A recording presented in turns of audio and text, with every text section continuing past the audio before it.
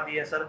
और सर एक और बात, आखिरी 2 सवाल है सर, कि मैंने खुद ज़ाती हवाले से इस पे बड़े आर्टिकल्स भी पढ़े हैं जो लोग पब्लिश करते हैं, और इसके अलावा पोस्ट्स वगैरह, ट्वीट्स वगैरह, वीडियोस वगैरह कि पाकिस्तान के दिफाई बजट का हमेशा मुवाजना करते हैं भारत के दिफाई बजट से, और फिर दलील ये देते हैं सर कि पाकिस्तान का जो दिफाई बजट है वो जीडीपी का 4.6 या 4.7% है, और भारत का जो दिफाई बजट है वो जीडीपी का 2.5% है। गोया ये लोगों को, ये जो प्रोपेगेंडा करने वाले लोग हैं, ये इस तरह कंफ्यूज करते हैं। दूसरी तरफ से अगर देखा जाए तो भारत का जो दिफाई बजट है वो 55 अरब डॉलर बनता है और पाकिस्तान का 10 अरब डॉलर बनता है।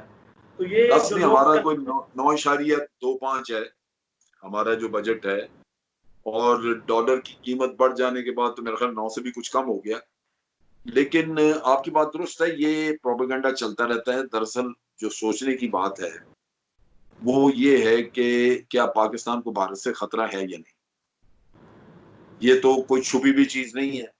मोदी साहब ने लाल किले की सीढ़ियों पे खड़े होकर 15 अगस्त की अपनी तकरीर की और उसमें कहा जनाब अब तो हमें बलोच भाई भी बुला रहे हैं, हमें तो ये गिलगित बल्तिस्तान के लोग भी बुला रहे हैं, आजाद कश्मीर को पाकिस्तान ऑक्युपाइड कश्मीर कहते हैं, वो भी हमें हमसे राब्ता कर रहे हैं।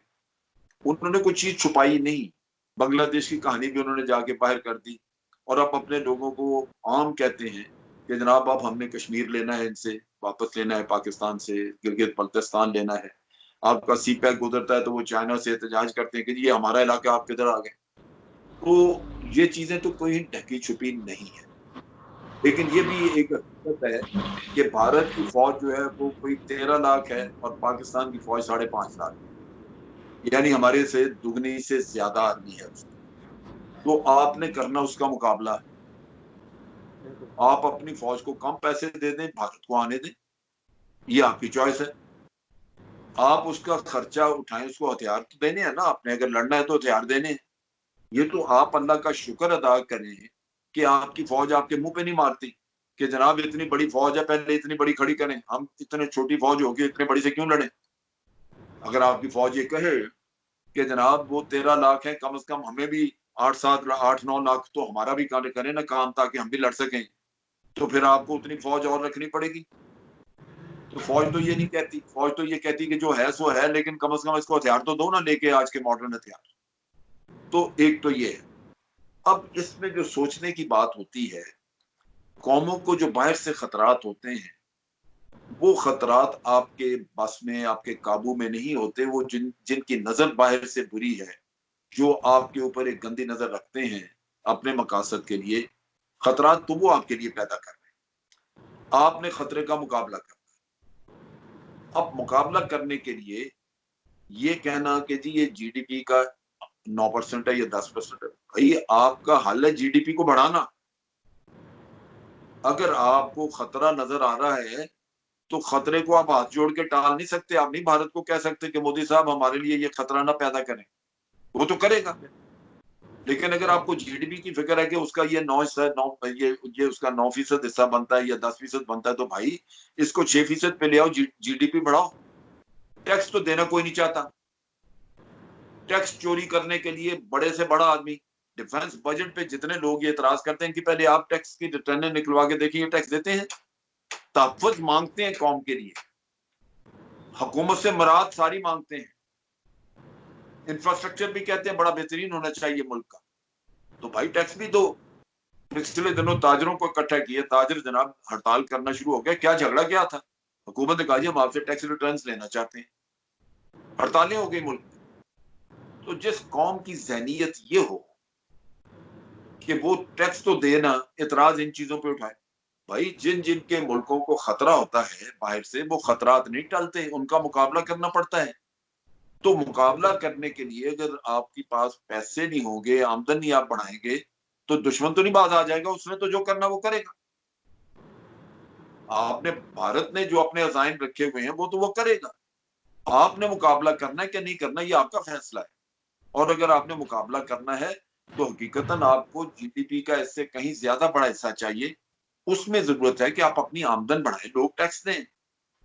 टैक्स नहीं देते, बाहर से माल मंगवाया, उसमें झूठ और हेरा फेरियां, नतीजा ये है कि आप उसकी ड्यूटी नहीं पे करते, रिश्वत खाते हैं लोग, वहां पे ड्यूटी माफ कर देते हैं। ये वो चीजें हैं जो सोसाइटी में खराबियां हैं, वो आपने दूर करनी है। बजाय इसके एक्चुअली उन लोगों को पकड़ के तो उनको कन्फ्रंट करना चाहिए जो आपको ये कहते हैं कि जनाब जीडीपी का इतना हिस्सा, उनको कहना चाहिए कि अपने टैक्स रिटर्न लेके आओ। क्योंकि असल चीज ये है कि ये सारे टैक्स चोर जो हैं ये इस तरह की बातें करते हैं, टैक्स देते नहीं, ड्यूटी देते नहीं, मुल्क की आमदनी नहीं बढ़ाते। आप एक और आप चीज सुनिए, देखिए यहाँ पे इंपोर्ट और एक्सपोर्ट दोनों चीजें हैं। एक्सपोर्ट जो लोग करते हैं बाहर, उनको सब्सिडी मिलती है, उनको फवायद दिए जाते हैं। यहाँ फैक्ट्रियां हैं ऐसी जो 100 रुपए का माल बनाते हैं, 10 रुपए की एक्सपोर्ट करते हैं, और जो जो आपसे सब्सिडी है वो पूरे 100 पे लेते हैं। उन्होंने अपनी फैक्ट्रियों को रजिस्टर करा दिया हुआ कि जी ये एक्सपोर्ट के लिए।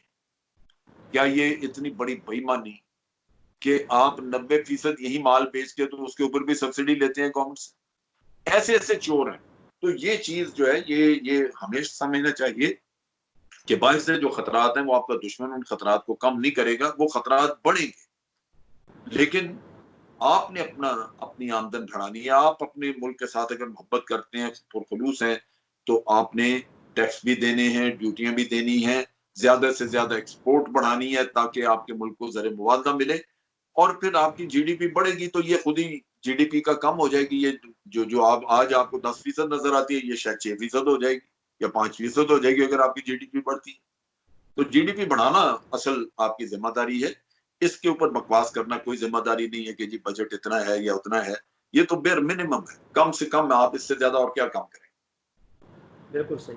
अच्छा सर, लास्ट सवाल है मेरा कि ये जो सोशल मीडिया पे या चंद दूसरे ऑर्गेनाइजेशंस में जो आर्टिकल्स भी लिखते हैं, पोस्ट वगैरह भी उनकी शाया होती हैं, ये सिक्योरिटी इदारों पे, पाकिस्तान के जो सिक्योरिटी इदारे हैं, जो मुल्क की सलामती के इदारे हैं, इस कदर खुल के गोया ये शुतर बेमहार हैं, तो उनके खिलाफ एक्शन लेना जो है, ये क्या हुकूमत वक्त की जिम्मेदारी नहीं है? मेरे ख्याल में तो दुनिया के किसी भी मुल्क में सर इस कदर आज़ादी खुलेआम नहीं दी जाती कि मुल्क में रह के भी, और एक खूबी भी उनको आज तक नजर नहीं आई, एक खूबी भी।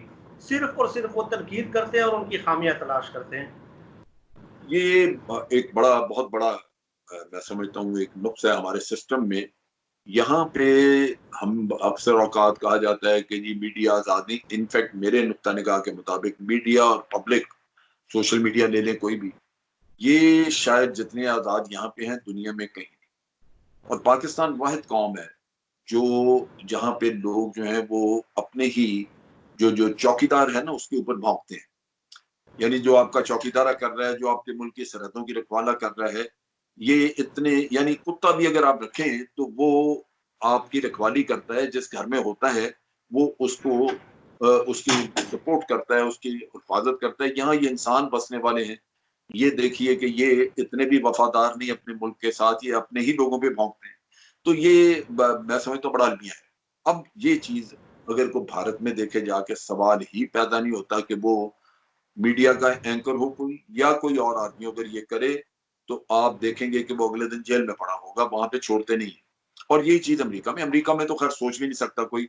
अमेरिका में माहौल ऐसा है कि वो अपने मुल्क के जो दिफा करने वाले लोग हैं, अपनी फौज है, लोग उनका बहुत ज्यादा एहतराम करते हैं। अब पाकिस्तान में ये चीज जो है इसको रोकने की जरूरत है। हुकूमत को चाहिए कि इसके ऊपर कानून मौजूद है, उसको सिर्फ इम्प्लीमेंट करें, लोगों को पकड़ें, और इसके लिए सिविल कोर्ट्स हों लेकिन मखसूस कोर्ट कर दें, और इनको सजाएं दिलवा दिलवा के तो इनको अंदर रखें। इसी तरह जो साइबर क्राइम करते हैं, ट्वीट्स वगैरह ये वो, उनका पता लगा के उनको सजाएं देनी चाहिए। ये बिल्कुल, इसमें कोई बाहर से आपको ह्यूमन राइट और इस तरह की कहानियां सुनने को आएंगी, लेकिन उनकी परवाह नहीं करनी चाहिए। यह आपकी सिक्योरिटी है जिसको आपने मजबूत करना है। तो मेरा ख्याल है कि इस पे तवज्जो देनी चाहिए। आपका बिल्कुल जो भी आपने ऑब्जर्वेशन दी है बड़ी दुरुस्त है। बिल्कुल ठीक।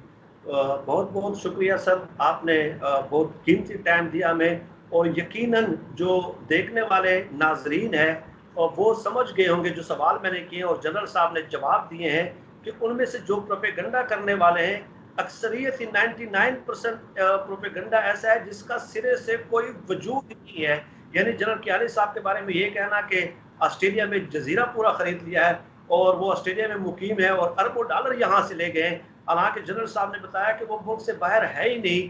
तो आप इससे अंदाज़ा लगा लें कि किस तरह पाकिस्तान दुश्मन अनासिर जो बाहर से भी और अंदर भी, हमारे मुल्क के अंदर भी मौजूद है, वो कैसे हमारे सिक्योरिटी इदारों के खिलाफ फेक न्यूज़ की बुनियाद पे एक पब्लिक परसेप्शन क्रिएट या डेवलप करने की कोशिश कर रहे हैं। तो उनको मेरा भी पैगाम है कि आप फेक प्रोपेगेंडा अगर करते हैं तो हम आपका ताक़ुब करते रहेंगे और आवाम के सामने हक़ाइक़ पेश करते रहेंगे। सर एक बार फिर आपका बहुत बहुत शुक्रिया। नाज़रीन आप सब लोग बहुत